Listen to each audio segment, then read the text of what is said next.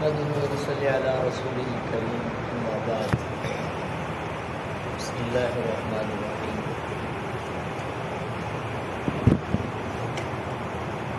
مدینہ طیبہ میں نبی کریم صلی اللہ علیہ وآلہ وسلم کی جو ریاست مدینہ کی انتظامی سیاست تھی اس میں جو معاہدہ میثاق مدینہ کے نام سے مدینہ کی تمام اقوام میں ہوا تھا، جس کا کل بھی ذکر ہوا تھا، اس کی بنیاد پہ یہ بات تو طے تھی کہ باہر سے کوئی دشمن اگر مدینہ طیبہ پر حملہ آور ہوگا تو تمام لوگ مل کر اس کا مقابلہ کریں گے، لیکن یہ کہ اگر مسلمان خود کسی کے اوپر حملہ آور ہوتے ہیں، خود کسی سے جنگ کرنے کے لیے باہر نکلتے ہیں،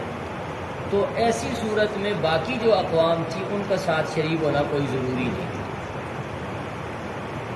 تو نبی کریم صلی اللہ علیہ وآلہ وسلم نے ایسے میں کچھ چھوٹے چھوٹے لشکر بھی بھیجے مختلف علاقوں میں، اور عام طور پہ آپ صلی اللہ علیہ وآلہ وسلم جو لشکر بھیجتے تھے اور جن میں آپ خود تشریف نہیں لے جاتے تھے ان کو سرایا کا نام دیا جاتا ہے۔ سریہ چھوٹے لشکر کو جو آپ صلی اللہ علیہ وسلم نے بھیجا ہو اس کو سریہ کہتے ہیں، اور جن میں آپ صلی اللہ علیہ وآلہ وسلم خود تشریف لے گئے ان کو غزوہ کہا جاتا ہے۔ یہ ایک تعبیری فرق ہے،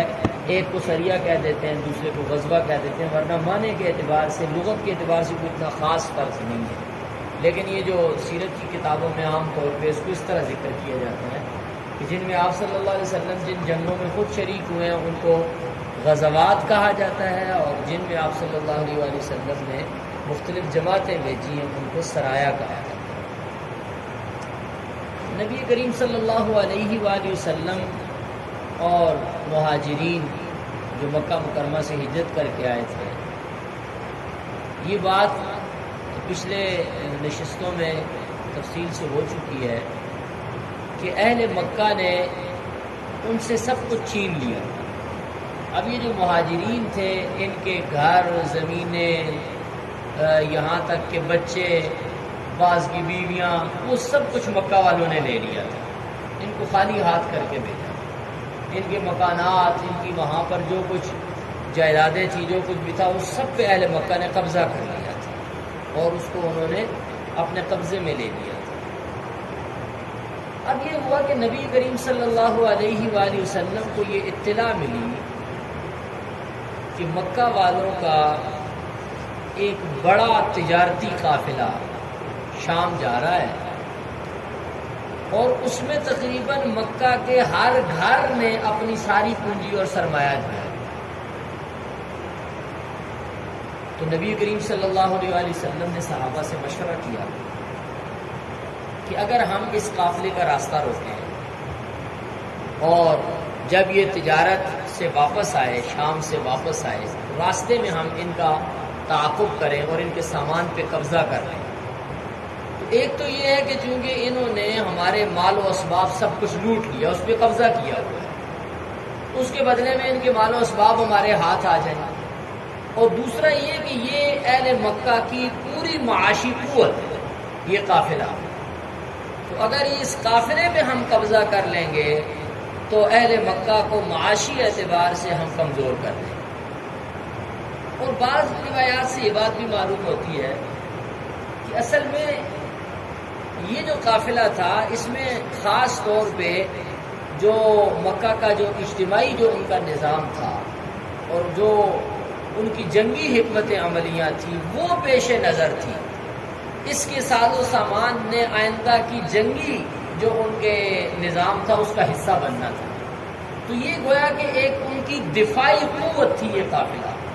جس نے آگے چل کے ان کی دفاعی قوت کو مضبوط کرنا تھا۔ تو نبی کریم صلی اللہ علیہ وآلہ وسلم نے مشورہ کیا کہ اس قافلے پہ ہم قبضہ کریں، اور اس قافلے کے سربراہ حضرت ابو سفیان تھے جو ابھی تک مسلمان نہیں ہوئے۔ تو آپ صلی اللہ علیہ وسلم نے صحابہ سے مشورہ کیا جب واپسی کی اطلاع ملی کہ قافلہ واپس آ رہا ہے، چونکہ یہی مدینہ طیبہ کے قریب کا راستہ تھا جو یمن اور شام تک چلا جاتا تھا، اور ان علاقوں میں جو تجارتی قافلے تھے یہیں سے گزر کے جاتے تھے، تو نبی صلی اللہ علیہ وآلہ وسلم نے صحابہ کو حکم دیا کہ جو آنا چاہے آ جائے۔ یہ کوئی ایسا طے شدہ تفصیلی منصوبہ نہیں تھا کہ اس کے لیے لوگوں کو تیار کیا گیا ہو، کوئی بات چیت کی گئی ہو، بلکہ اس موقع پہ جو لوگ آگے کسی کو زبردستی جو ہے تیار کر کے نہیں لایا گیا۔ اور پھر خاص طور پہ جو انصار تھے، اہل مدینہ تھے، ان کے ساتھ جو معاہدہ ہوا تھا وہ معاہدہ مدینہ طیبہ کے اندر حفاظت کا تھا، مدینہ سے باہر نکل کر حفاظت کرنے کا کوئی اعلانیہ معاہدہ نہیں ہوا تھا۔ جب آپ صلی اللہ علیہ وسلم مدینہ طیبہ میں تشریف لا رہے تھے، بیعت ہوئی تھی، تو وہ بیعت بھی اس بات پر ہوئی تھی کہ اگر ہماری جان مال عزت آبرو کی آپ حفاظت کریں گے۔ پھر جب آپ نے میثاق مدینہ کا معاہدہ کیا اور دستور مدینہ طے کیا، تو اس دستور کے اندر بھی یہ طے ہوا کہ مدینہ طیبہ کے اندر باہر سے کوئی بھی ہم پہ حملہ آور ہوگا تو اس کی حفاظت آپ سب کے ذمہ ہوگی، سب نے مل کے ساتھ دینا۔ لیکن ایسا کوئی ایگریمنٹ، کوئی ایسا معاہدہ مدینہ والوں کے ساتھ نہیں ہوا تھا کہ اگر ہم کہیں باہر نکلیں گے تو آپ بھی ہمارے ساتھ نکلو گے۔ لیکن پھر بھی بہت سارے لوگ انصار میں سے بھی آ گئے، اور 313 یا 314 لوگ جو ہے یہ اس جماعت میں اور اس قافلے میں شریک تھے، اور نبی کریم صلی اللہ علیہ وسلم کے ساتھ 313 لوگ اور تھے، کل 314 لوگ تھے، یہ باہر نکلے۔ ان کے پاس صرف 2 گھوڑے تھے اور چند ایک اونٹ تھے، اور تلواریں صرف 8 تھیں، کوئی ایسا جنگی ساز و سامان نہیں تھا، اور یہ لوگ نکل گئے۔ اب مدینہ طیبہ سے جب یہ باہر پہنچے تو ابو سفیان کو یہ اطلاع مل گئی کہ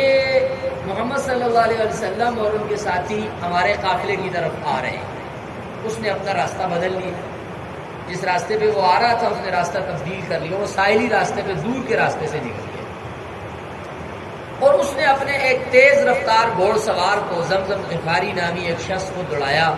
کہ تم جاؤ اور جا کے فوراً مکہ میں اعلان کرو کہ اگر تمہیں اپنے ساز و سامان کو، اپنی معاشی ساکھ کو مضبوط کرنا ہے، بچانا ہے، تو پہنچو مدد کے لیے، ورنہ یہ تمہارا سارا معاشی جو قوت ہے یہ ساری ڈوب جائے گی۔ ہمارے قافلے کو محمد صلی اللہ علیہ وسلم اور ان کے ساتھیوں نے روکنے کا ارادہ کیا ہوا ہے۔ اب یہ سوار مکہ مکرمہ میں پہنچا، وہاں اس نے جا کے راستے میں اس نے کیا کہ یہ ایک یعنی انتہائی، جب کسی کو خوفناک خبر دینی ہوتی تھی تو اس کا طریقہ یہ ہوتا تھا کہ اپنا جو لباس ہوتا تھا، قمیص جو ہوتی تھی، اس کو آگے سے چاک کر لیتے، پھاڑ دیتے تھے، اور اونٹ یا گھوڑا جس سواری پہ وہ سوار ہو اس کی ناک کو کاٹ دیتے تھے، اس کی ناک سے تاکہ خون بہ رہا اور وہ بلبلا رہا۔ تو اس نے اپنے اونٹ کی جو اونٹنی تھی جس پہ وہ سوار ہو کے گیا تھا، اس کی ناک کو اس نے کاٹا، اپنے سینے کو، اپنے جو چاک تھا اس کا قمیص تھی اس کو چاک کیا، اور مکہ مکرمہ میں جا کے اس نے زور زور سے چیخا چلایا، اعلان کیا، اور اس نے کہا کہ تمہاری معاشی قوت ڈوبنے والی ہے، اگر بچا سکتے ہو تو بچاؤ۔ تو ابو جہل جو ہے، جو ان کے جنگی نظام کا ذمہ دار تھا، ابو الحکم اس کو کہتے تھے، اور عامر ابن ہشام اس کا نام تھا۔ یہ تو اسلام میں اس کو ابو جہل کہا جاتا ہے، اس کا نام ابو جہل نہیں تھا۔ ابو جہل تو مطلب ہے جہالت والا، تو جہالت کا سردار۔ تو اصل میں کفار جو ہے مشرکین اس کو ابو الحکم کہتے ہیں، حکمتوں کا، دانائی کا، تدبر کا بادشاہ، یعنی اس کا جو لقب تھا وہ تدبر، بادشاہی اور سیاست کا بادشاہ اس کو کہا جاتا تھا، اور اسلام میں مسلمان اس کو ابو جہل کہتے ہیں، نام اس کا عامر بن ہشام تھا۔ اس نے مکہ میں اعلان کیا، لوگ جمع ہوئے، اور بڑی آب و تاب کے ساتھ انہوں نے فیصلہ کیا کہ ہم جو ہے اب جائیں گے اور اس مرتبہ اب ان کا کام تمام کر کے آئیں گے۔ تو 1000 کا ایک زبردست قسم کا جری لشکر تیار، مسلح لشکر تیار، اور انہوں نے ساتھ عورتیں بھی، گانے بجانے والی عورتیں بھی، کہ جب ہم وہاں فتح پائیں گے تو وہاں جشن منائیں گے، 3 دن کھائیں پیئیں گے، اس کے بعد واپس آئیں گے۔ یہ یہاں سے نکلے۔ اب راستے میں ابو سفیان جو تھے، ان کا جو قافلہ تھا وہ بچ بچا کے نبی کریم صلی اللہ علیہ وآلہ وسلم کا جو علاقہ تھا مدینہ طیبہ کا، اس سے نکل گیا۔ جب وہ نکل گیا تو تو اس نے پھر پیغام بھجوایا کہ اب ہم چونکہ نکل آئے ہیں تو اب تمہاری مرضی ہے، اگر تم مدینہ والوں کا تعاقب کرتے ہو، ان کی طرف جاتے ہو تو جاؤ، نہیں جاتے ہو تو نہ جاؤ، ہم حفاظت سے نکل آئے۔ لیکن ابو جہل نے یہ کہا کہ نہیں، اب ہم جائیں گے۔ جو ساتھ لشکر تھا انہوں نے بھی کہا کہ نہیں، اب جائیں گے اور ان کو سبق سکھا کے آئیں۔ اچھا ادھر کیا معاملہ تھا؟ ادھر تو وہ یہ فیصلے کر رہے تھے کہ ہم نے اس طرح سے جانا ہی جانا ہے۔ ادھر نبی کریم صلی اللہ علیہ وآلہ وسلم اور صحابہ کرام یہ نکلے ہوئے تھے۔ اللہ تعالیٰ نے یہ وعدہ کر دیا تھا کہ یہ جو دو جماعتیں ہیں، ادھر بھی ان کو بھی اطلاع مل گئی تھی کہ ادھر سے بھی مکہ والوں کی طرف سے بھی ایک لشکر آ رہا ہے۔ اب صحابہ کرام کے دلوں میں یہ تھا کہ ہماری یعنی جنگ نہ ہو، کیونکہ ہم جنگی تیاری کے ساتھ نہیں آئے، لیکن اللہ تعالیٰ کی طرف سے فیصلہ یہ تھا کہ تمہاری جنگ ہی ہو۔ پہلے اعلان اللہ تعالیٰ نے یہ کیا تھا کہ احدی الطائفتین انہا لکم، یہ جو دو جماعتیں جن کی تمہیں خبر مل گئی ہے، ایک لشکر ہے اور دوسرا ساز و سامان والا قافلہ ہے، ان میں سے ایک لشکر، ایک جماعت تو تمہارے ہاتھ میں ضرور آئے گا، ایک اللہ نے تمہارے لیے لکھ دی ہے، ایک کے ساتھ تمہارا ٹاکرا ہوگا اور تم اس پر فتح بھی پاؤ گے۔ لیکن صحابہ کرام میں سے بعض لوگوں کے دلوں میں یہ چیز تھی کہ کہیں جو لشکر آ رہا ہے اس سے ہمارا سامنا نہ، ہمارے پاس تو کچھ بھی نہیں ہے، ہم لڑنے کے لیے تو آئے نہیں ہیں۔ اور قرآن حکیم نے اس کا ذکر کیا کہ تم یہ چاہ رہے تھے کہ جو مسلح جماعت ہے اس کے ساتھ تمہارا ٹاکرا نہ ہو، دوسری جماعت سے ٹاکرا ہو جن کے پاس ہتھیار نہیں ہے، سامان زیادہ ہے، تاکہ تمہیں غنیمت زیادہ ملے۔ لیکن اللہ نے یہ فیصلہ کیا کہ تمہارا ٹاکرا مسلح جماعت کے ساتھ ہی۔ اب وہ لشکر تو نکل گیا، جو قافلہ تھا وہ نکل گیا، اور ادھر ابو جہل کا جو لشکر تھا اور بہت بڑا لشکر تھا یہ آ گیا، اور نبی کریم صلی اللہ علیہ وآلہ وسلم نے صحابہ کو جمع کیا، ان سے مشورہ کیا اب کیا کرنا ہے۔ تو جو مہاجرین تھے انہوں نے کہا ہم لڑیں گے، آخری سانس تک لڑیں گے۔ نبی کریم صلی اللہ علیہ وسلم پھر بار بار پوچھ رہے تھے کہ کوئی بتائے کہ کیا رائے ہے، یعنی آپ کی خواہش تھی کہ انصار میں سے کوئی رائے دے، ان میں سے کوئی بولے، کیونکہ ان کا مدینہ سے باہر نکل کے لڑنے کا معاہدہ نہیں، تو آپ ان کی رائے لینا چاہ رہے تھے۔ تو حضرت سعد رضی اللہ تعالیٰ عنہ وہ کھڑے ہوئے، انہوں نے کہا یا رسول اللہ، جب ہم نے آپ کو نبی مان لیا، آپ کے ہاتھ پہ ایمان لے آئے ہیں، آپ کے لیے ہم نے اپنے سر دار جان کی بازی لگانے کا ارادہ کر لیا، اب آپ جو بھی فیصلہ کریں ہم تیار ہیں۔ اور ساتھ ہی انہوں نے کہا کہ اگر آپ ہمیں لڑنے کا حکم دیں گے تو ہم ایسے لڑیں گے کہ ہم آپ کی آنکھیں ٹھنڈی کر دیں گے۔ جب انہوں نے یہ کہا تو نبی کریم صلی اللہ علیہ وسلم خوش ہو گئے، آپ کا چہرہ کھل اٹھا خوشی سے، اور ان کے الفاظ تھے کہ یا رسول اللہ، اگر آپ ہمیں حکم دیں گے کہ میدان میں اترو تو پھر ہم ایسے اتریں گے کہ ہم آپ کی آنکھیں ٹھنڈی کر دیں گے۔ تو نبی کریم صلی اللہ علیہ وسلم اس میں بڑے خوش ہوئے۔ آپ صلی اللہ علیہ وسلم نے پھر فرمایا کہ تمہیں مبارک ہو، اللہ تعالیٰ نے فتح تمہارے لیے لکھ دی ہے۔ اور پھر آپ صلی اللہ علیہ وسلم نے بھی فرمایا کہ مجھے دکھا دیا گیا کہ کون کہاں پہ کٹ کے مرے گا، مجھے جگہ دکھا دی گئی، کس نے کہاں پہ گر کے مرنا ہے وہ جگہ ساری مجھے دکھا دی۔ پھر آپ نے کچھ کافروں کے نام گن کے نام لے کے بتایا، ابو جہل یہاں مارا جائے گا، عتبہ یہاں مارا جائے گا، شیبہ یہاں مرے گا، امیہ یہاں، سب کے آپ نے ایک ایک کی جگہ بتائی کہ یہ یہاں مرے گا۔ اب مسلمان پہنچ گئے اور ایک جگہ جا کے نبی کریم صلی اللہ علیہ وسلم نے پڑاؤ ڈالا۔ پڑاؤ جہاں آپ نے ڈالا، حضرت خباب ابن منذر رضی اللہ تعالیٰ نے ایک صحابی ہیں، یہ جنگی بڑی مہارت رکھتے تھے۔ انہوں نے نبی کریم صلی اللہ علیہ وسلم سے پوچھا یا رسول اللہ، یہاں آپ جو ٹھہرے ہیں، یہاں جو آپ نے فیصلہ کیا کہ ہمارا لشکر یہاں ہوگا، تو یہ فیصلہ وحی کی بنیاد پہ ہے یا آپ کی رائے ہے کہ ہم یہاں ٹھہرے؟ تو نبی کریم صلی اللہ علیہ وسلم نے فرمایا کہ نہیں، وحی کی بنیاد پہ نہیں ہے، یہ میری ذاتی رائے ہے۔ تو انہوں نے عرض کیا یا رسول اللہ، میں رائے دیتا ہوں کہ یہاں کی بجائے وہ جو آگے چشموں کے پاس جگہ ہے اس جگہ کو ہم اپنا ڈیرا بناتے ہیں، وہاں جا کے ہم پڑاؤ ڈالتے ہیں۔ اس کا فائدہ یہ ہوگا کہ وہ چشمے سارے ہمارے پاس ہوں گے تو پانی ان کے پاس نہیں، اور جنگ میں پانی بڑی ضرورت ہوتی ہے، تو ان کو پانی نہیں ملے گا تو پیاس سے بھی مریں گے، تو ہمیں وہاں جا کے جو ہے پڑاؤ ڈالنا چاہیے۔ تو نبی کریم صلی اللہ علیہ وسلم نے ان کی رائے سے اتفاق کیا، اور پھر آپ صلی اللہ علیہ وسلم نے فرمایا کہ ٹھیک ہے، یہاں نہیں رکتے، اس جگہ پہ، پھر وہاں آپ صلی اللہ علیہ وسلم چلے۔ بہرحال اس میں بہت ساری تفصیلات ہیں، ان ساری تفصیلات میں ہم نہیں جاتے ہیں۔ بدر کے میدان میں رمضان المبارک میں یہ دونوں لشکر آمنے سامنے ہوئے اور پھر جنگ ہوئی۔ جنگ کی ابتدا اس طرح ہوئی کہ پہلے ادھر سے مکہ والوں کی طرف سے 3 لوگ نکلے، انہوں نے کہا کوئی مقابلے کے لیے ہے تو باہر آئے۔ ادھر سے انصار میں سے نکلے، انہوں نے کہا تم بدو لوگ ہو، تم زراعت پیشہ لوگ ہو، تمہیں کیا پتہ ہے جنگ کا۔ ہمارے خاندان کے لوگ نکلے، قریشی نکلے ہمارے ساتھ، جو ہماری ٹکر کے ہیں، ہم آپ کے ساتھ لڑ کے اپنی تلواروں کو آپ کے خون سے خراب نہیں کرنا چاہتے۔ تو نبی کریم صلی اللہ علیہ وسلم نے پھر حضرت علی، حضرت حمزہ، اپنے قریشیوں کو 3 قریشی اپنے خاندان کے 3 نکالے، یہ لڑے، انہوں نے ان تینوں کو مار دیا۔ بہرحال پھر جنگ ہوئی اور اس جنگ میں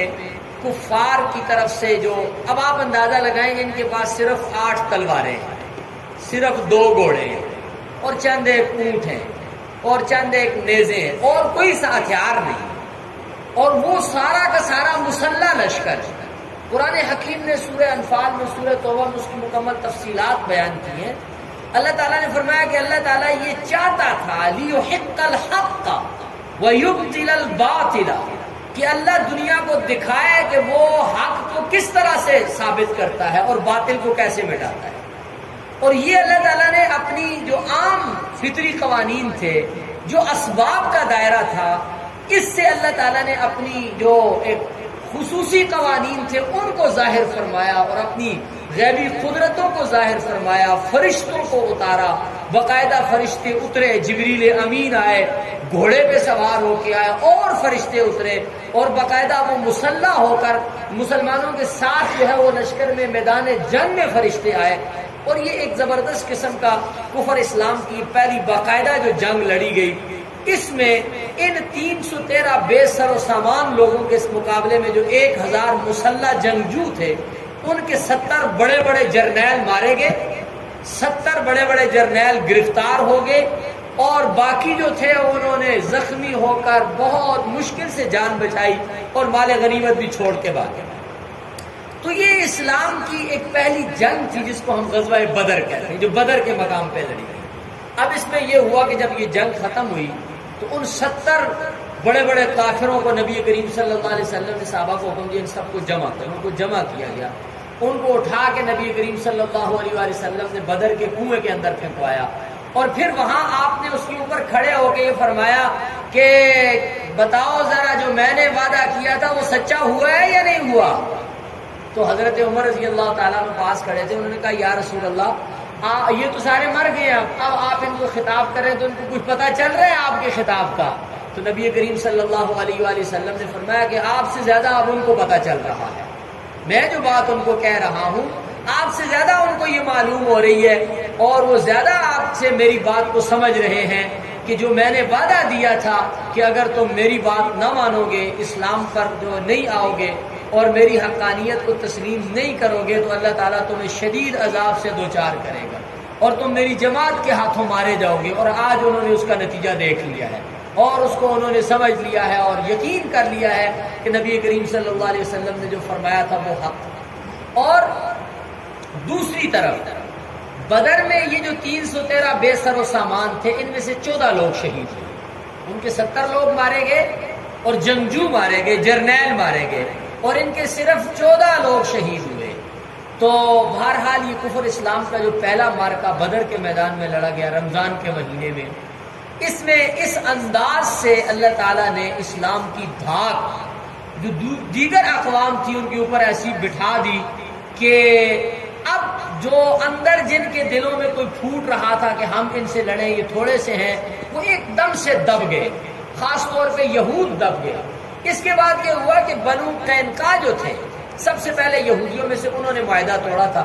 جو تفصیلات ہیں، اور اس کے بعد بنو قینقاع کے ساتھ ایک جنگ بھی ہوئی اور ان کو نکال دیا گیا مدینہ طیبہ سے۔ سب سے پہلے انہوں نے ایک موقع پہ نبی کریم صلی اللہ علیہ وسلم کو کہا کہ یہ مکہ والوں کو لڑنے کا کیا پتا، آپ کی ہمارے ساتھ اگر لڑائی ہوئی تو پھر ہم آپ کو بتائیں گے لڑتے کیسے ہیں۔ تو لیکن نبی کریم صلی اللہ علیہ وسلم نے جب ان کا محاصرہ کر لیا اور پھر عبداللہ ابن ابی ابن سلول اور خزرج کے کچھ منافقین وہ بیچ میں پڑے، تو آپ نے ان کو قتل کرنے سے ان کی جان بخشی کر دی، مارا نہیں ان کو، لیکن ان کو مدینہ بدر کر دیا۔ اس کی بڑی دھاک بیٹھی ہے اور اس میں بہت سارے اسباق، بہت ساری اہم نصیحتیں اور بہت سارے اہم پہلو سامنے آئے۔ اب یہ جو 70 لوگ پکڑے گئے تھے ان میں نبی کریم صلی اللہ علیہ وسلم کے چچا حضرت عباس بھی تھے، نبی کریم صلی اللہ علیہ وسلم کے داماد ابو العاص بھی تھے، اور اس طرح کے بہت سارے لوگ تھے جو آپ صلی اللہ علیہ وسلم کے اور انہی مہاجرین کے رشتہ دار تھے، ان کے خاندان کے تھے۔ اب یہ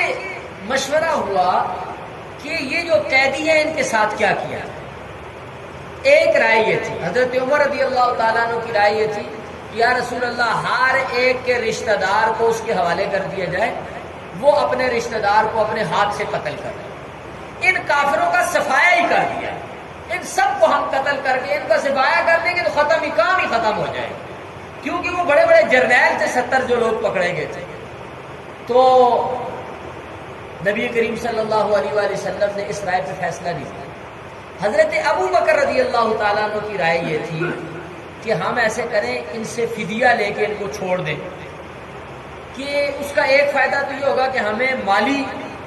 جو ہے وہ قوت حاصل ہو جائے گی، اور ہو سکتا ہے ان میں سے کئی لوگ بعد میں مسلمان ہو جائیں، تو ان کے حق میں اسلام لکھا ہوا ہوگا تو وہ مسلمان بھی ہو جائیں گے۔ نبی کریم صلی اللہ علیہ وآلہ وسلم نے اس رائے کو پسند فرمایا، اور بعد میں ان میں سے بہت سارے لوگ مسلمان بھی ہو گئے، حضرت ابو العاص مسلمان ہو گئے، حضرت عباس نبی کریم صلی اللہ علیہ وسلم کے چچا مسلمان ہو گئے، دیگر ان میں سے کئی لوگ مسلمان ہو گئے۔ تو آپ صلی اللہ علیہ وآلہ وسلم نے اس پر فیصلہ فرمایا۔ اچھا، اس میں یہ ہوا کہ جو لوگ پکڑے گئے تھے ان میں سے جن لوگوں کے پاس مال و اسباب تھے ان سے تو مال و اسباب لیے گئے فدیے میں اور ان کو چھوڑ دیا گیا۔ جن کے پاس مال نہیں تھا ان میں سے کچھ ایسے لوگ بھی تھے جو تعلیم یافتہ تھے، ان کا فدیہ یہ مقرر کیا گیا کہ وہ مدینہ کے کچھ ان پڑھ لوگ ان کے حوالے کیے جائیں گے، ان کو لکھنا پڑھنا سکھا دے تو ان کو بھی رہا کر دیا جائے۔ یعنی تعلیم، ان پڑھ لوگوں کو اگر تعلیم دلوا دے، ان کو لکھنے پڑھنا سکھا دے تو ان کو بھی چھوڑ دیا جائے گا۔ کچھ لوگوں کا یہ فدیہ مقرر کیا گیا۔ اچھا، اس میں ایک واقعہ بڑا عجیب پیش آیا۔ نبی کریم صلی اللہ علیہ وآلہ وسلم کے جو داماد تھے حضرت ابو العاص رضی اللہ تعالیٰ عنہ، بعد میں پھر مسلمان ہوئے، وہ بھی چونکہ گرفتار ہوئے تھے، انہوں نے اپنے فدیہ میں جو سامان دیا تھا اس میں ان کی جو اہلیہ تھی، یعنی نبی کریم صلی اللہ علیہ وآلہ وسلم کی بیٹی حضرت زینب،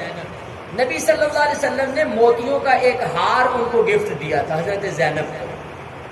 وہی ہار انہوں نے فدیہ میں دیا۔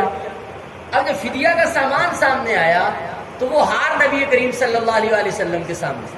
تو آپ صلی اللہ علیہ وسلم نے وہ ہار اٹھایا تو آپ کی آنکھوں میں آنسو آ گئے، اور آپ نے صحابہ کو فرمایا یہ میری زینب کا ہار ہے، اگر آپ دلی خوشی سے اجازت دو تو یہ ہار ابو العاص کو واپس کر دیں، کہ یہ زینب کو واپس کر دے گا، یہ میری بیٹی زینب کا ہے۔ تو صحابہ نے عرض کیا یا رسول اللہ ہم تو سب کچھ آپ پہ قربان کیے ہوئے ہیں، یہ ایک ہار کیا چیز ہے؟ تمہارا وہ ہار حضرت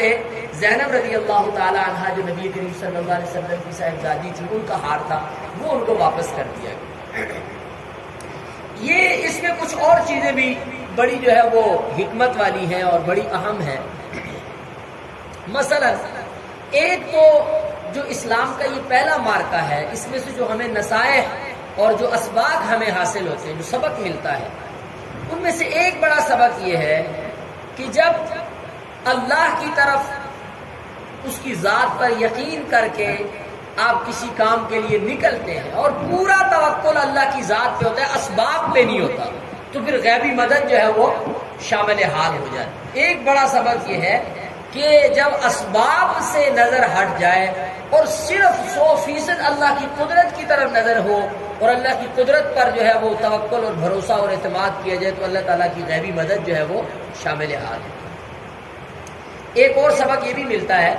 نبی کریم صلی اللہ علیہ وآلہ وسلم نے، جیسے کہ ابھی میں نے ذکر کیا، حضرت خباب بن منذر رضی اللہ تعالیٰ عنہ کی رائے پر جگہ کو تبدیل کیا۔ اچھا، اس سے یہ بات معلوم ہوتی ہے کہ نبی کریم صلی اللہ علیہ وآلہ وسلم کچھ فیصلے اپنے اجتہاد سے بھی فرماتے تھے، اس میں وحی کا عمل دخل نہیں ہوتا تھا، وہ آپ صلی اللہ علیہ وسلم کا ذاتی اجتہاد ہوتا تھا، اور وہ فیصلے بعد میں آپ صلی اللہ علیہ وسلم تبدیل بھی فرما لیتے تھے۔ یعنی جب زیادہ اچھی رائے سامنے آتی تھی اور آپ کو یہ محسوس ہوتا تھا کہ یہ رائے زیادہ اچھی ہے تو آپ اس رائے پہ فیصلہ فرماتے تھے اور اس کو تبدیل فرما دیتے. یہاں آپ کی رائے ایک جگہ ٹھہرنے کی تھی. حضرت خباب نے رائے دی کہ یا رسول اللہ آگے چل کے فلاں جگہ ٹھہرے، تو آپ صلی اللہ علیہ وسلم نے اپنے فیصلے کو تبدیل فرما کے حضرت خباب کے فیصلے پر عمل فرما لیا. اور اسی سے جو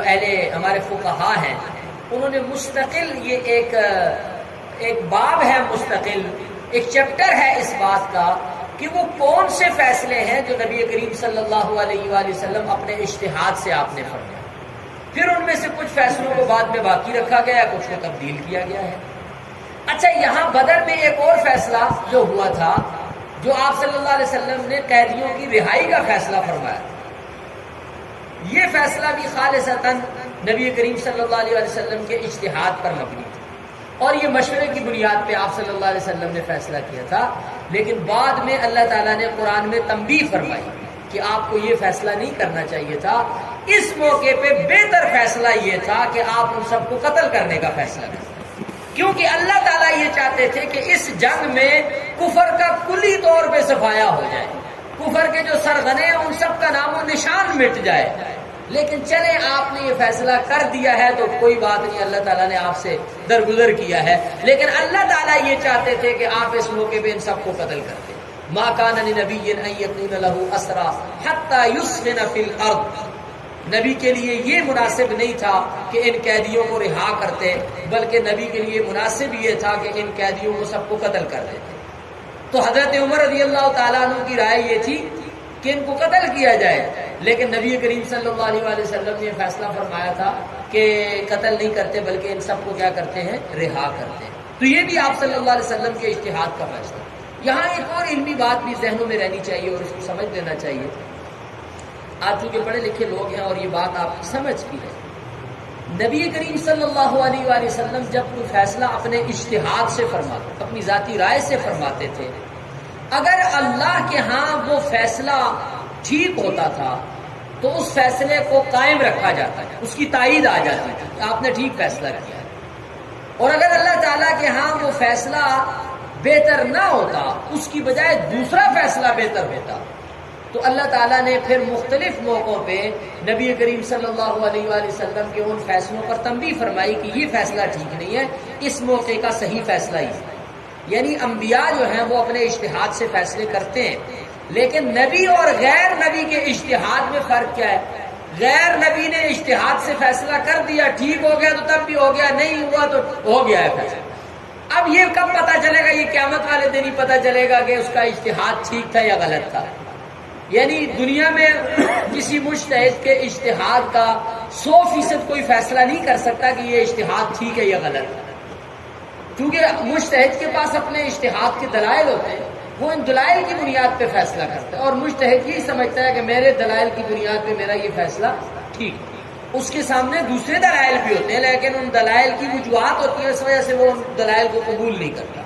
لیکن نبیوں کا معاملہ اس سے جدا ہوتا ہے. نبی جب اپنے فہم کی بنیاد پہ، دلائل کی بنیاد پہ ایک فیصلہ کرتے ہیں، اگر اللہ کے علم میں وہی فیصلہ ٹھیک ہوتا ہے تو اس کی تائید آتی ہے، اور اگر اللہ کے ہاں اس کے علاوہ کوئی دوسرا فیصلہ ٹھیک ہوتا ہے تو فوراً وہی آتی ہے اور بتا دیا جاتا ہے کہ یہ فیصلہ نہیں ہے، یہ فیصلہ ٹھیک ہے. یعنی نبی کے اجتہاد میں بھی ابہام نہیں رکھا جاتا کہ اس میں یہ ابہام ہو کہ نبی نے اجتہاد سے فیصلہ کیا، ٹھیک ہے تو ٹھیک ہے، نہیں ٹھیک تو تب بھی جو ہے بعد میں پتہ چلے گا. نہیں، نبی کا اجتہاد سے جو فیصلہ ہوتا ہے اس کا صحیح ہونا، یا اگر اس میں کوئی کمی رہ گئی ہے تو بھی اللہ تعالیٰ کی طرف سے وحی کے ذریعے سے بتا دیا جاتا ہے، واضح کر دیا جاتا ہے کہ اس کی بجائے یہ فیصلہ ہونا چاہیے. تو بہرحال جو بدر کا معرکہ ہے، اس میں جو لوگ شریک ہوئے، اسلام میں بعد کے آنے والے جو صحابہ اکرام تھے اور بعد کے آنے والے جو لوگ تھے، وہ سب شرکائے بدر کو اپنے میں سے ممتاز سمجھتے تھے، کیونکہ جاتے وقت تو یہ پتہ نہیں تھا کہ یہ کتنا بڑا معرکہ ہے. جب یہ لوگ جا رہے تھے تو اس کی اہمیت سامنے نہیں تھی. جب معرکہ ہو گیا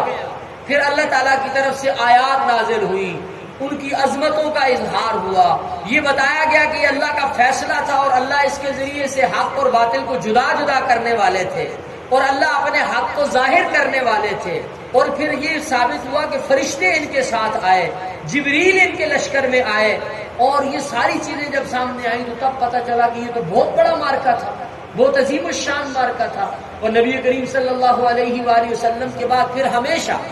صحابہ کرام میں جب کسی بندے کے بارے میں بات ہوتی، اس کے اوپر کوئی عیب آتا، کوئی کمزوری آتی، اگر وہ بدر کے شرکاء میں سے ہوتا تو دوسرے لوگ کہتے تھے کہ آپ کو پتا ہے جس کے بارے میں آپ بات کر رہے ہیں یہ کون ہے؟ یہ وہ ہے جو بدر میں گیا. یعنی وہ سب سے جدا اور ممتاز سمجھے جاتے تھے. اور ایک موقع پہ ایک ایسا، کیونکہ ان سب سے اللہ نے رضا کا اعلان ہے کہ اللہ تعالیٰ ان سب سے راضی ہوتا ہے، بدر والوں سے جو بدر میں شریک. ایک موقع پہ ایک صحابی کی کسی رائے کی وجہ سے، کسی غلطی کی وجہ سے حضرت عمر رضی اللہ تعالیٰ عنہ کو غصہ آ گیا. انہوں نے تلوار نکالی، انہوں نے کہا یا رسول اللہ میں ان کا سر قلم کرتا ہوں. آپ صلی اللہ علیہ وسلم نے فرمایا کہ عمر تمہیں پتا ہے یہ منافق نہیں ہے، یہ بدر والوں میں سے. تو یعنی جو بدر والے تھے ان کا ایمان دنیا میں اتنا مسلم تھا کہ ان کا بدر میں شریک ہونا ہی اس بات کی علامت سمجھا گیا تھا کہ یہ اللہ تعالیٰ کے خاص لوگ ہیں. یہ کوئی عام شخصیات نہیں ہے جن کو اللہ تعالیٰ نے بدر میں لڑنے کا موقع دیا، جن کے ذریعے سے اللہ تعالیٰ نے اپنے حق کو ثابت کیا اور جن کے ذریعے سے اللہ تعالیٰ نے حق اور باطل کے درمیان فرق کیا. یہ کوئی معمولی شخصیات نہیں ہے، یہ اسپیشل قسم کے لوگ ہیں. اسی لیے صحابہ کرام کے جو مراتب ہیں، جو ان کے درجات ہیں، وہ اس طرح سے ہیں کہ سب سے پہلے خلفائے راشدین جو 4 خلفاء ہیں، حضرت ابو بکر، عمر، عثمان، علی، یہ 4 ان کا مرتبہ ہے. اس کے بعد پھر 10 مبشرہ، وہ 10 صحابہ جن کو ایک ہی مجلس میں نبی کریم صلی اللہ علیہ وسلم نے جنت کی بشارت دی تھی. ابو بکر، عمر، عثمان، علی، طلحہ، زبیر، عبد الرحمن ابن عوف، ابو عبیدہ بن جراح اور حضرت سعد اور سعید. یہ 10 لوگ تھے جن کو ایک ہی مجلس میں نبی کریم صلی اللہ علیہ وسلم نے جنت کی بشارت دی تھی. صحابہ میں بھی یہ سمجھا جاتا تھا کہ ان 4 کے بعد یہ ہیں، اور ان کے بعد جن کا مقام تھا وہ یہی بدر والے تھے. اور پھر ان کے بعد جو صلح حدیبیہ میں شریک ہوئے تھے 1416، پھر ان کا مقام سمجھا جاتا ہے. پھر ان کے بعد جو فتح مکہ سے پہلے مسلمان ہوئے ان کا مقام اور مرتبہ ہے. اور پھر ان کے بعد جو فتح مکہ کے بعد مسلمان. تو یہ صحابہ اکرام کے درمیان بھی مراتب ہیں. فرق صحابیت تو نہیں ہے، یعنی صحابیت کا شرف اس میں سب برابر ہے. صحابی ہونے میں، صحابیت کے منصب پر ہونے میں، اللہ کی طرف سے رضا اور جو ان کے لیے انعامات ہیں ان میں وہ سب برابر ہیں. لیکن پھر ان کے اندر بھی درجات ہیں. جیسے نبی ہونے میں سارے نبی برابر ہیں، لیکن نبیوں میں کچھ اولو العزم نبی ہیں، انبیاء میں سے جن کے خاص مراتب ہیں. تو اس طرح صحابہ اکرام میں بھی کچھ کے خاص مراتب ہیں، خاص عظمتیں ہیں. تو اس میں بدر والے بڑے ممتاز ہیں، ان کی بڑی شان. تو بہرحال یہ اسلام اور کفر کا ایک پہلا مارکا تھا. اور یہاں ایک بات اور بھی سمجھ لیں، دیکھیں غزوہ بدر کے جو پس منظر ہے اس میں جو چیزیں نبی کریم صلی اللہ علیہ وسلم کو بتائی گئی، قرآن حکیم نے جن پہ بات کی، ان میں ایک بات بڑی اہم ہے اور وہ سمجھ لیں. جہاد کی مشروعیت، جو جہاد کی اجازت ہوئی جب آپ صلی اللہ علیہ وسلم ہجرت فرما رہے تھے، تو سفر ہجرت کے درمیان دوران ہی سورہ حج کی آیت نازل ہوئی، اذن للذین یقاتلون بانہم ظلموا وان اللہ علی نصرہم لقدیر. یہ جہاد اور قتال کے حوالے سے قرآن کی پہلی آیت ہے جس میں جہاد کی اجازت دی گئی، سورہ حج کے اندر. اب اس آیت میں کیا کہا جا رہا ہے؟ اذن للذین یقاتلون بانہم ظلموا. جن لوگوں کے ساتھ جنگ ہو رہی ہے اور جن کو لڑنے کی اجازت دی گئی ہے، ان کو لڑنے کی اجازت اس لیے دی گئی ہے بِأَنَّهُمْ ظُلِمُوا کہ ان کے اوپر ظلم ہوا ہے. اور دوسری جگہ پہ اللہ تعالیٰ نے انہی مکہ والوں کے ساتھ جو جنگیں ہوئیں، ان جنگوں کے پس منظر میں اللہ تعالیٰ نے یہ بات بیان فرمائی، وَهُمْ بَدَؤُوكُمْ أَوَّلَ مَرَّةٍ. یہ جو خاص طور پہ مکہ والے ہیں، یہ وہ ہیں جنہوں نے مسلمانوں کے خلاف جنگ کی بنیاد انہوں نے ڈالی تھی. یعنی وہ لوگ جنگی دشمن تھے. اگر ان کو معاشی طور پہ نقصان پہنچایا جا رہا تھا تو وہ ایک جنگی پس منظر میں تھا. اور جنگی دشمن کیوں تھے؟ انہوں نے مکہ میں مسلمانوں کو شہید بھی کیا اور ہر طرح کا ظلم اور جبر بھی ان کے اوپر کیا، یہاں تک کہ ان کا گھر بار سب کچھ چھین کے ان کو یہاں سے نکلنے پہ مجبور کیا. یہ ان لوگوں کے ساتھ جنگ ہو رہی. اور انہی لوگوں کے بارے میں قرآن نے آگے چل کے یہ کہا کہ فَقَاتِلُوا أَئِمَّةَ الْكُفْرِ، کہ کافروں کے جتنے سردار ہیں ان کو قتل کرو، ان کو مارو، ان کے ساتھ جنگ کرو. اور انہی لوگوں کے بارے میں قرآن نے یہ کہا کہ ان سے اس وقت تک لڑنا ہے جب تک ان کا کفر اور ان کا فتنہ ختم نہ ہو جائے، جب ان کا خاتمہ نہ ہو جائے۔ اور باقی جو جنگ کے قانون ہیں اور جنگ کے ضابطے اور اصول ہیں، اس میں نے کل بھی ذکر کیا تھا کہ جو ہمارے فقہاء ہیں، خاص طور پہ ہمارے حنفی فقہاء جو ہیں، ان کے نزدیک اسلام میں جو جنگ کا بنیادی فلسفہ ہے وہ یہ کہ جو فسادی کافر ہیں ان کے خلاف جنگ، جو غیر فسادی ہیں، پرامن ہیں، جو صلح جو ہیں ان کے ساتھ نہیں ہوگی۔ جو اصل اسلام کی جنگ ہے وہ فسادیوں کے خلاف ہے، جو ظالم ہیں، جو اسلام کی دعوت کے راستے میں رکاوٹ بنتے ہیں اور جو جبراً لوگوں کو اسلام سے دور کرنے کے لیے کوشش کرتے ہیں، اسلام سے روکنے کی کوشش کرتے ہیں، ان کافروں کو، یہ زمین پہ مختلف قسم کے فساد پھیلانے کی کوشش کرتے ہیں، ان کے خلاف اسلام کی جنگ ہے۔ اور ہر یہ نہیں کہ دنیا کے جو بھی کافر ہے اس کے خلاف جنگ ہے، ایسی بات۔ اور یہاں ایک بات اور بھی ذہن میں رکھیں، اس حوالے سے ہمارے اہل علم میں مختلف جو ہے وہ نقطۂ نظر پائے جاتے ہیں کہ آیا اسلام میں جو جنگ ہے اس کا بنیادی فلسفہ کیا؟ ایک فلسفہ تو ہے جو ہمارے جمہور اہل علم، جو اکثریت اہل علم کی جو فلسفہ بیان کرتی ہے، جو میں نے ابھی آپ کے سامنے ذکر کیا، جو فسادی ہے، جو فساد فی الارض کریں گے۔ پھر فساد فی الارض کی مختلف صورتیں ہیں، کسی مسلمان کو مجبور کر کے کافر بنانا، یہ بھی فساد فی الارض ہے۔ اور اسی طرح اسلام کی دعوت کے راستے میں، اسلام اگر کہیں امن قائم کرنا چاہتا ہے اس کے راستے میں وہ زبردستی کوئی رکاوٹ ڈالتے ہیں، تو یہ بھی فساد فی الارض ہے۔ تو یعنی جس کی وجہ سے زمین میں فساد پیدا ہوتا ہے، وہ فساد کے اگر جو لوگ مرتکب ہیں ان سے جنگ ہوگی، اس کے علاوہ باقی کافروں سے نہیں۔ ایک دوسرا نقطۂ نظر بعض اہل علم کا یہ بھی رہا ہے کہ اسلام میں جو جنگ کا فلسفہ ہے وہ کفر اور اسلام ہے، یعنی دنیا میں جب تک کفر ہے تو اس کے خلاف جنگ جاری ہے، جہاں بھی ایک کافر بھی ہے اس کے خلاف جنگ کریں گے۔ یہ ایک نقطۂ نظر بھی پایا جاتا ہے کہ کفر کے خلاف جنگ، یعنی ہر کافر سے لڑنا ہے، ہر کافر کے خلاف جنگ۔ ایک نقطۂ نظر جو مولانا مودودی صاحب رحمۃ اللہ علیہ کا ہے وہ یہ ہے، وہ کہتے ہیں کہ جو قوتیں اسلام کی حکومت کے راستے میں رکاوٹ بنے گی ان کے خلاف جنگ، یعنی وہ کہتے ہیں کہ اسلام کا جو فلسفہ جہاد ہے وہ اسلام کے نظام حکومت کو تحفظ دیتا ہے۔ تو اسلام کا نظام حکومت اگر کہیں قائم کرنے میں کوئی طاقت رکاوٹ ہے تو اس کے خلاف جہاد ہوگا، اور جہاد اسی کے خلاف ہوگا، یعنی ہر کافر کے خلاف نہیں۔ کوئی بھی قوت ہے، کوئی بھی طاقت ہے، وہ اگر اسلام کے نظام حکومت کے قیام کے راستے میں رکاوٹ ہے تو اس کے خلاف جنگ کی جائے گی۔ لیکن یہ میں نے کہا کہ مختلف نقطۂ نظر ہے، لیکن جو اکثریت اہل علم کا نقطۂ نظر ہے اور اس پر قرآن کی اور سنت کی اور نبی کریم صلی اللہ علیہ وسلم کی جو جنگیں ہیں ان جنگوں کا جو پس منظر ہے، وہ سب تمام چیزیں جو ہے جس چیز کو ثابت کرتی ہیں، جو اس پر جو زیادہ مضبوط جو شاہد ہے وہ اس کے اوپر، وہ دلائل ہیں اس کے، وہ یہ ہے کہ اسلام کا نظریہ جنگ وہ فتنے اور فساد کے خاتمے کے اوپر ہے، یعنی اسلام کا جو فلسفہ جہاد ہے وہ فساد کا خاتمہ ہے، بنیادی نقطۂ نظر اس کا یہ ہے۔ تو نبی کریم صلی اللہ علیہ وسلم کی جو آئندہ جنگیں ہیں ان کے جب ہم پس منظر کو دیکھیں گے، مختصر ہم اس پہ بات کریں گے، تو اس سے ہمیں یہ بات معلوم ہوگی کہ جہاں بھی ایک فساد تھا اس فساد کے خلاف جنگ کی گئی۔ یہود کے خلاف جنگ ہوئی تو انہوں نے معاہدہ توڑا، انہوں نے ایک وہ قوت جو اسلامی سلطنت کے خلاف سازشیں کر رہی تھی اس قوت کے ساتھ خفیہ ساز باز کی، تو اس کے نتیجے میں پھر ان کو مارا گیا، ان کو وہاں سے نکالا گیا، ورنہ تو ان کو تحفظ فراہم کیا گیا تھا۔ آج تک یہود روتے ہیں، اور دنیا کی اقوام جو اسلام کے اوپر اعتراضات کرتی ہیں ان کا ایک بڑا اعتراض یہ بھی ہوتا ہے کہ جی نبی صلی اللہ علیہ وسلم نے اور مسلمانوں نے اپنے ابتدائی دور میں یہود پر بہت بڑا ظلم کیا، ان کے لوگوں کو قتل کیا، ان کو وہاں سے نکالا، بے گھر کیا، بے دخل کیا، لیکن اس کی بنیاد کو نہیں دیکھا جاتا۔ یہود کو پورا تحفظ فراہم کیا گیا تھا، ان کو مدینہ طیبہ کی ریاست کا ایک بنیادی عنصر مانا گیا تھا، لیکن اس کی بنیادی شرط یہ تھی کہ جو قوتیں ہمارے خلاف ہیں آپ ان کے ساتھ گٹھ جوڑ نہیں رکھو گا۔ لیکن انہوں نے کیا کیا؟ انہوں نے انہی قوتوں کے ساتھ گٹھ جوڑ رکھا جو مدینہ طیبہ کی اس ریاست کو ختم کرنا چاہتی تھی۔ وہ انہوں نے مشرکین مکہ کو جگہ دی، ان کے ساتھ ساز باز کی، ہر جنگ میں اندرون خانہ مخبریاں بھی کی اور ان کے ساتھ تعاون بھی کیا، تو اس کے نتیجے میں پھر ان کو نکالا بھی گیا اور ان کے خلاف جنگیں بھی ہوئی۔ اور دوسری جو جنگیں ہوئی ان کے پیچھے بھی یہی فلسفے تھے،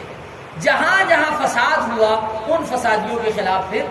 جنگ ہوئی اور ان فسادیوں کا قلعہ تمام کیا گیا۔ تو بہرحال آئندہ جو ہماری نشستیں ہیں ان میں بھی نبی کریم صلی اللہ علیہ وسلم کی جو مختلف غزوات ہیں، جو جنگیں ہیں، ان کا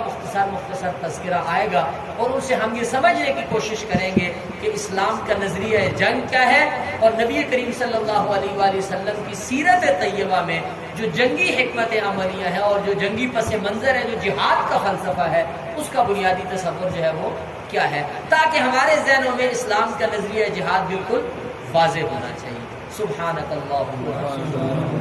و بحمدک، نشہد ان لا الہ